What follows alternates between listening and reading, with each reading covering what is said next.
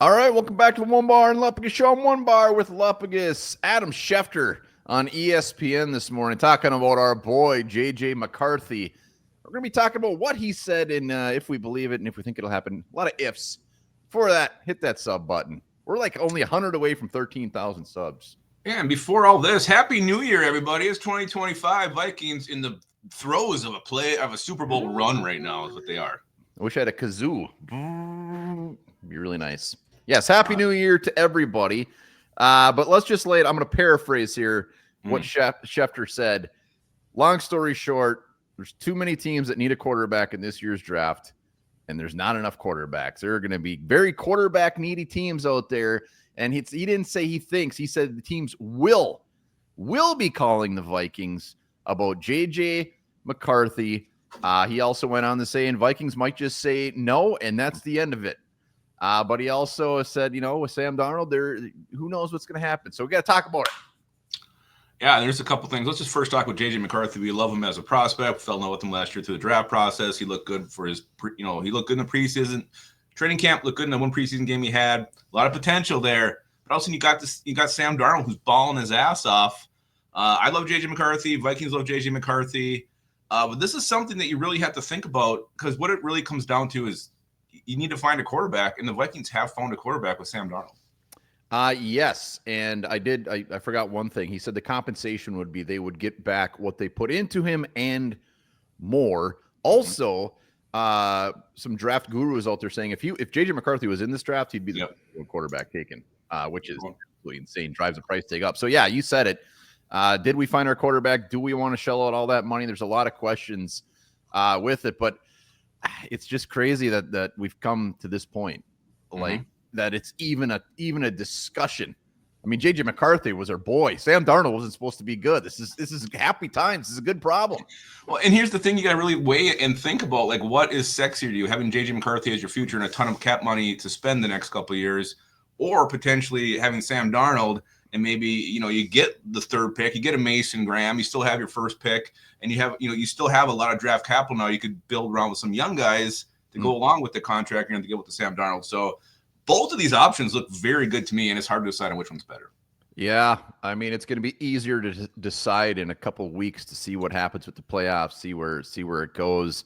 I think we're all on the same page where we think, or at least you and I we feel Darnold will be back in some capacity next year, franchise tag, whatever. I do love the idea of just McCarthy hanging out on the bench again for another year behind Darnold. And just like we've seen the Packers do it. So just to completely cut the cord from McCarthy and take an early pick, it's a little scary. Take some balls. Yeah, it's very scary. And what if McCarthy becomes what we're all hoping he will become here in Minnesota, and Sam Darnold pisses the bed next year? Then you're like, oh, shit, we really screwed that up.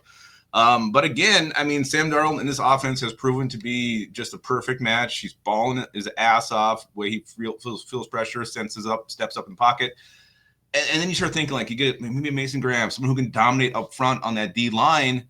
This team could be set for quite a while. Sam Darnold is 26 years old. He's got a lot of football left in him. So he's not like this 28, 29-year-old quarterback. He's 26. Well, even 28, 29 is just a young pup these days for the quarterback position. But so let's just put it out there, like, and no, we won't come back to this in 4 months. But what's your gut hunch? What are the Vikings going to do with this scenario? Do they do a Schefter and say no thanks and it's done, or do they look at it? Man, it's so tough to call right now. I think they would definitely listen and see what teams are offering. If something blew them out of the water, they may do it, but my initial gut would be that they're going to say no. And that's what you want them to do? I don't know yet. I know exactly. I can't answer it. I could answer this. Here's what I want them to do is I want them to say no, uninterested. Because guess what? Next year, he's still only going to be like 23 years old, and the same damn teams will be calling for him. So you do not have to rush this. You hang on to McCarthy 100% this year. 100%. I don't care what the offers are. Wait till next year. You get another look at Sam Darnold. Then you do something maybe. They haven't even had a full look at J.J. McCarthy. They got to hold on to him. You can't trade him.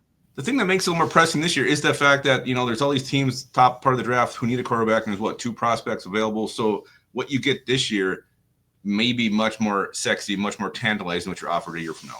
Yeah, that's true. But also you get to do a little more due diligence and make the right move. And there will be just as many teams looking for an effing quarterback next year, guaranteed. And I think the silver lining to all this is Vikings are set up very well no matter which decision they go with, no matter which option they go with. We've seen this so many times in the NFL, like Jimmy Garoppolo, Matt Castle back in the day. Who am I missing? I mean, even the Packers with Love and those guys, Aaron Rodgers. I mean, and now the Vikings are in this situation, and it's beautiful. Yeah, it is beautiful. I just hope teams, if they're offering them this stuff this year, that like, his leg's messed up, so we're going to give you a second round pick. I mean, if that's, then it's an easy no.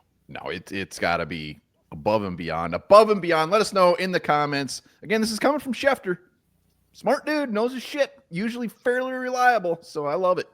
Yep. And again, the Vikings control this too. I mean, that's the best part of all. Kwesi controls it. It's all up to him. So, let us know in the comments what you guys want. We'll probably talk about this a little bit at Horned Up tonight as well. 6:45 start tonight, correct? 6:45. Happy New Year. Get your butts there.